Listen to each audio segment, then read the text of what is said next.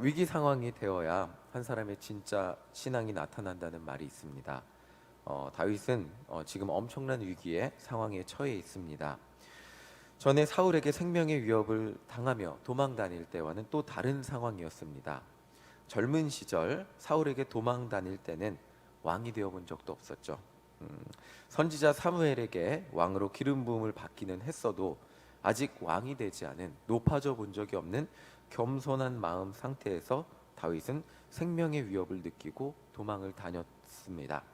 그런데 지금은 완전히 다른 상황이 되어버렸습니다. 왕이 되었고 이스라엘에서 가장 높은 사람이 되어서 그것을 당연하게 누리고 살던 사람이었습니다.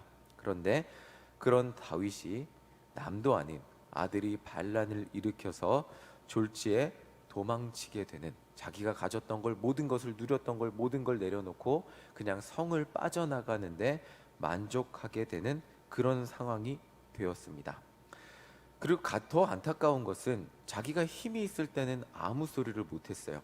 그런 사람들이 자신이 아무것도 가지지 못한 채 도망 다니는 신세가 되니까 왕궁을 버리고 도망을 치니까 벌떼처럼 일어나서 자신을 저주하는 모습, 그 목소리를 들어야 했습니다. 이 사무엘하를 보면 사울의 친족 시므이라는 사람이 다윗, 당신이 사울의 집안의 피를 받기 때문에 하나님의 이름을 이렇게 이야기해요. 하나님이 이 나라를 당신 손에서 뺏어서 당신의 아들 압살롬에게 주셨다고 저주하면서 돌을 던지고 있습니다. 자신이 왕으로 따랐던, 자신을 왕으로, 그러니까 왕이었을 때는 내가 사랑하고 참 내가 선대해야 될 백성들로 봤던 사람들이 대부분 압살롬을 따르고 자신에게 등을 돌렸다는 그 사실만으로 굉장히 가슴이 아플 텐데, 사람들은 자기를 저주하기도 하고 지금 굉장히 힘들고 어려운 상황에 다윗은 도망치고 있었다는 것입니다. 자, 이 상황을 충분히 이해한다면 이 상황에서 오늘 다윗이 한 기도를 더 정확히 이해할 수 있을 것입니다. 우리 이 다윗의 마음으로 1절을 함께 읽어보겠습니다. 1절 함께 읽겠습니다. 시작. 여호와여, 나의 대적이 어찌 그리 많은지요, 일어나 나를 치는 자가 많으니이다. 이게 다윗이 단지 엄살을 부리는 게 아니고 압살롬이 이스라엘 백성들의 마음을 훔쳤다 그러잖아요. 대부분의 이스라엘 지파들이 압살롬을 지지하고 있는 거예요. 자기는 도망칠 수밖에 없는 거예요. 사방을 둘러봐도 내가 사랑하고 내가 내 백성이라고 여겼던 사람들이 등을 돌려서 원수가 된 상황이었습니다. 그리고 실제로 피난하는 길에 많은 사람들이 나타나서 자기 편도 있었겠지만 다윗을 저주하는 사람들도 상당히 많았다는 것입니다. 다윗이 현실에서 느꼈던 상황은 단지 힘들어 죽을 것 같아서, 그래서 이렇게 너무 힘들어서 하나님 살려주세요 과장한 것이 아니라 다윗이 눈으로 보는 현실이 이랬다는 것입니다. 대부분의 이스라엘 지파가 자신에게 등을 돌리고 압살롬을 지지하고 있었고 피난의 길에서 그 길마저도 저주를 받아야 했습니다. 회색이 짙은 상황이 되니까 사방에 자신의 적밖에 보이지 않는 그런 상황이었습니다. 아까도 말씀드렸지만 도망을 치는 다윗을 보며 위로해 주는 것이 아니라 손가락질을 하면서 다윗의 가슴을 막 이렇게 후벼 파고 있는 그런 상황이었다는 것입니다. 자, 우리 2절 함께 읽어보겠습니다. 2절 읽겠습니다. 시작. 많은 사람이 나를 대적하여 말하기를 그는 하나님께 구원을 받지 못한다 하나이다. 너무너무 무서운 말을 막 서슴없이 하고 있습니다. 얼마 전 바로 어제까지만 해도 다윗 왕이라고 따랐던 이 사람들이, 이 블레셋 사람들이 다윗한테 이런 게 아니에요. 네, 자기를 왕으로 따랐던 사람들이, 다윗 왕이시여 했던 사람들이 등을 돌리기 시작하니까 이렇게 무섭게 돌변한 거예요. 자, 그냥 다윗 당신이 잘못했습니다, 압살롬이 우리에게는 더 어울리는 왕입니다, 이게 아니고 하나님이라는 절대 주권자, 우리가 믿는 그 신, 그리고 다윗을 왕으로 만들어 주신 그분이 다윗에게 등을 돌렸다고, 하나님이 당신을 버렸다고 이렇게 말하고 있는 것입니다. 이 사람이 하나님의 뜻도 알지 못한 채 그저 하나님의 이름을 자기의 원하는 대로 이용해서 다윗을 저주하고 있는 것입니다. 이 이야기를 들었을 때 다윗의 마음이 어땠을까요? 정말 어렵지 않게 우리는 모두 공감할 수 있을 것입니다. 자, 이렇게 모두 하나님을 들먹이며 다윗이 버림받았다고 말을 한다면, 만약에 제가 다윗이라면, 그리고 이런 모든 인생의 지금 눈앞에 보이는 상황이 지금 절망적이라면 저도 하나님을 의심할 수 있을 것입니다. 지금까지 내가 살아온 길이 맞나? 내가 지금까지 해온 것이 맞나? 내가 백성들을 잘 다스렸나? 수많은 회의감과 의심과 두려움이 찾아올 수 있습니다. 다윗 자신의 신앙도 흔들릴 수 있죠. 그런데 다윗의 신앙은 여기에서 빛을 발하고 있습니다. 3절 읽어보겠습니다. 3절입니다. 시작. 여호와여, 주는 나의 방패시오 나의 영광이시오 나의 머리를 드시는 자이시니이다. 자, 다윗은 세상 사람들이 모두 하나님이 다윗 당신을 하나님이 버리셨습니다 라고 말을 한다고 할지라도 나는 하나님을 의심하지 않겠습니다. 나는 여전히 하나님을 신뢰하겠습니다 라고 당당하게 선포하고 있습니다. 이게 어떤 상황이냐면 잘 돼서 그런 게 아니에요. 네.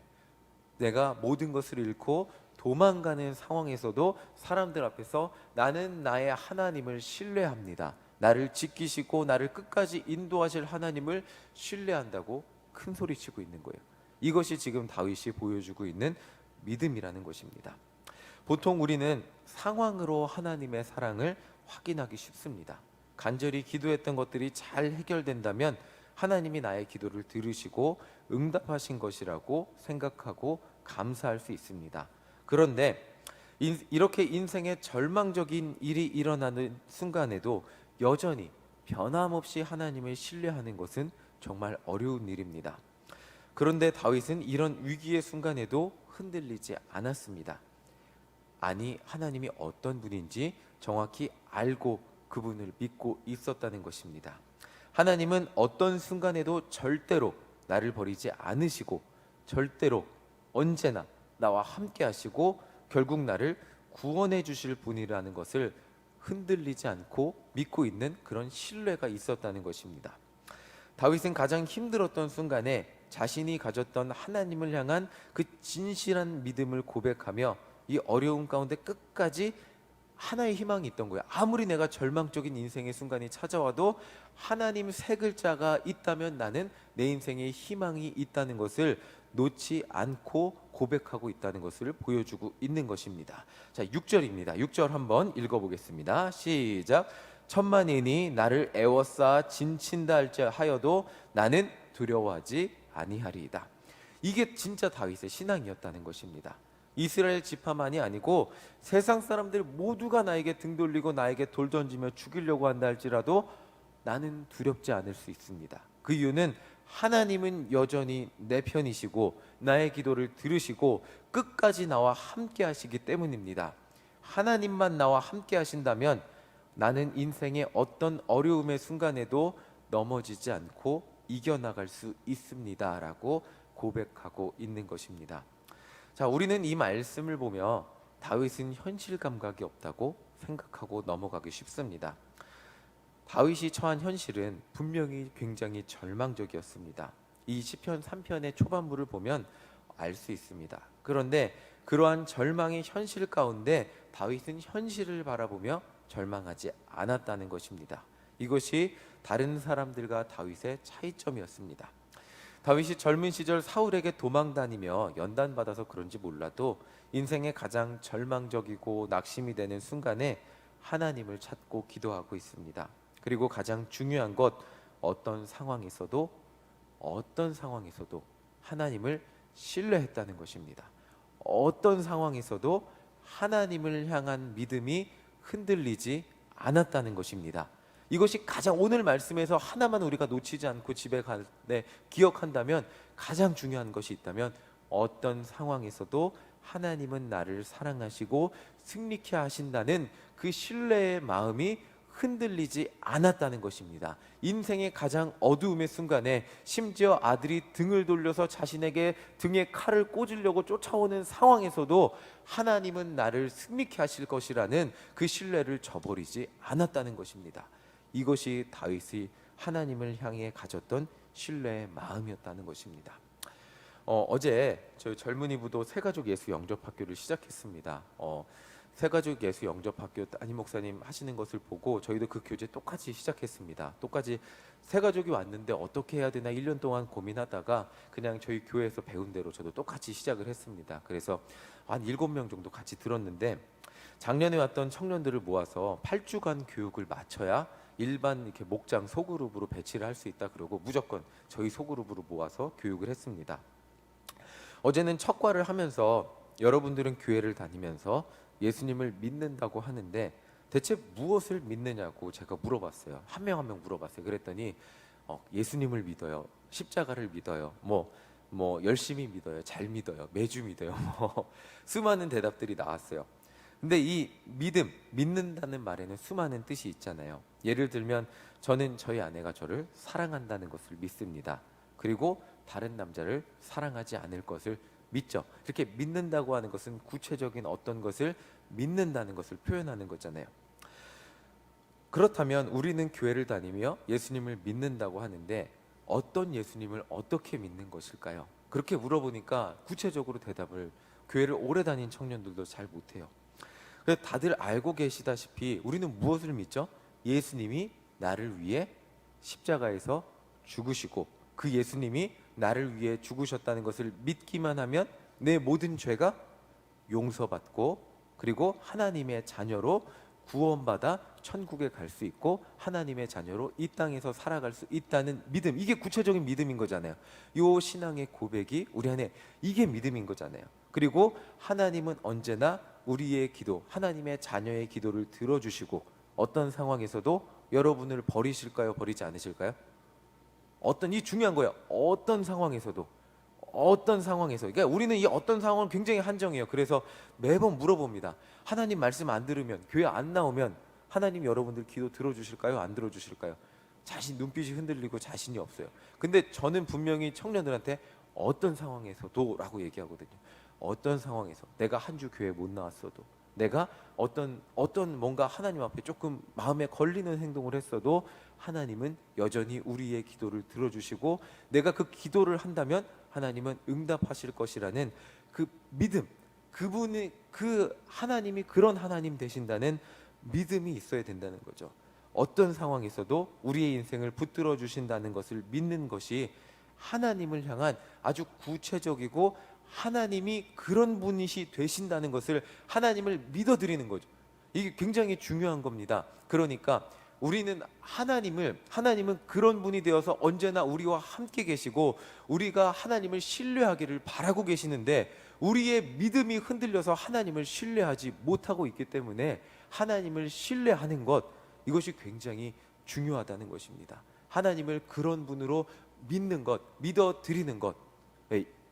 우리가 믿어드린다고 표현하니까 너무 교만한 것 같은데, 제가 김승희 권사님이 저를 믿어주시면 저는 너무 행복하고 기쁠 것 같아요. 제가 그 김승희 권사님을 사랑한다는 것을 믿어주시면 전 너무 기쁘고 행복할 것 같아요. 하나님도 마찬가지라는 거예요. 하나님이 여러분들을 사랑하시고 독생자를 아낌없이 주셨다는 것을 여러분들이 믿어주신다면 하나님이 얼마나 기쁘고 행복하실까요? 그거라는 거예요. 하나님을 신뢰한다는 것은 바로 그런 것입니다.